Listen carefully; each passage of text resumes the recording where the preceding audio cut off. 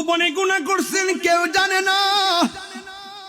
মরার আগে সুযোগ আছে, নামাজের মুসল্লাটা বিছাইয়া আমার আল্লাহরে বলবো, আল্লাহ ভিখারি এক ঘরে ভিক্ষা না পাইলে আরেক ঘরে যায়, আরেক ঘরে না পাইলে আরেক ঘরে যায়।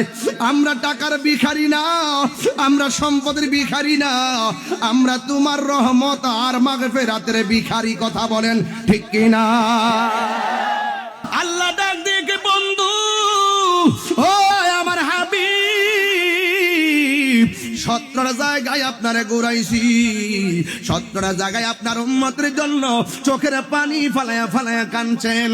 আল্লাহ কয় বন্ধু, আপনার উম্মতের যে 5 ওয়াক্ত নামাজ দিলাম, ফজরের নামাজের ফরজ হলো 2 রাকাত, জোহরের নামাজের ফরজ হলো 4 রাকাত, 2 আর 4 হলো 6, আসর নামাজের ফরজ হলো 4 রাকাত, 6 আর 4 হলো 10, মাগরিবের নামাজের ফরজ হলো 3 রাকাত, 10 আর 3 হলো 13, এশারের নামাজের ফরজ হলো 4 রাকাত, 13 আর 4 হলো 17।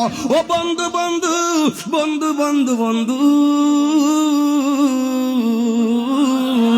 আপনার উম্মতরে যাইয়া বলবেন, এই 17 রাকাত ফরজ যার গলার মালা বানাইবো, আপনি যেই 17টা জায়গায় ঘুরেছেন, এই 17টা জায়গায় পৃথিবীর কেউ দেখে নাই। আমি আল্লাহ কথা দিলাম, আপনার উম্মত যদি এই 5 ওয়াক্ত নামাজ গলার মালা বানাই, আমি আল্লাহ কথা দিলাম, চোখের পানি বন্ধ করুন, চোখের পানি মোবারক ছাড়বেন না।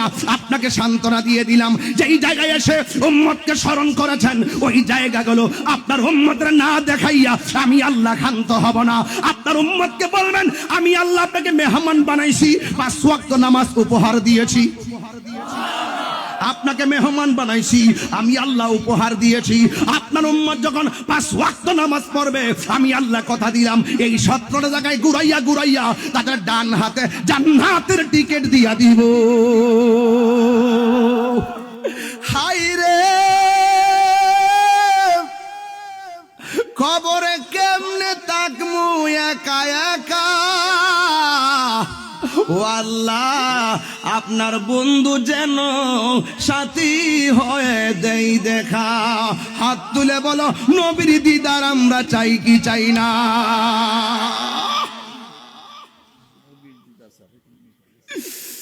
এ নবী কয়, সল্লু কামা রাআইতুমুনি উসাল্লি, তোমরা এমন ভাবে নামাজ পড়ো গো যেমন ভাবে আমি নবী নামাজ পড়ি। এর দ্বারা প্রমাণ হয়ে যায়, আল্লাহ বলছে পড়ো, নবী কয় আমার মতো পড়ো। আল্লাহ বলে পড়ো, নবী বলে আমার মতো পড়ো। এর দ্বারাই প্রমাণ হয়ে যায় আল্লাহ মানা নবী মানা নয়, নবী মানলেই আল্লাহ মানা হয়। 2 হাত সোজা করে কোন ইয়া রাসূলুল্লাহ। দুনিয়ার মানুষ আপনার টাকার ভাগ নেওয়ার জন্য ব্যস্ত, দুনিয়ার মানুষ আপনার ক্ষমতার ভাগ নেওয়ার জন্য ব্যস্ত। দেখছেন না, যেখান থেকে অন্যায় কাজ হতো, সেই অন্যায় কাজে যে অন্যায় কাজ করত, সেই লোকটা মারা গেছে, আবার এখানে আরেকজন এসে অন্যায় শুরু করেছে।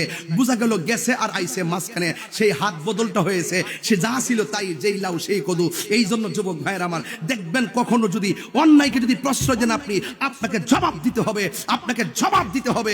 এই জন্য যুবক ভাইয়ের আমার, মানুষকে ভালোবাসবেন, মানবতার জন্য কথা বলবেন, যতদিন পর্যন্ত দুনিয়াতে থাকবেন।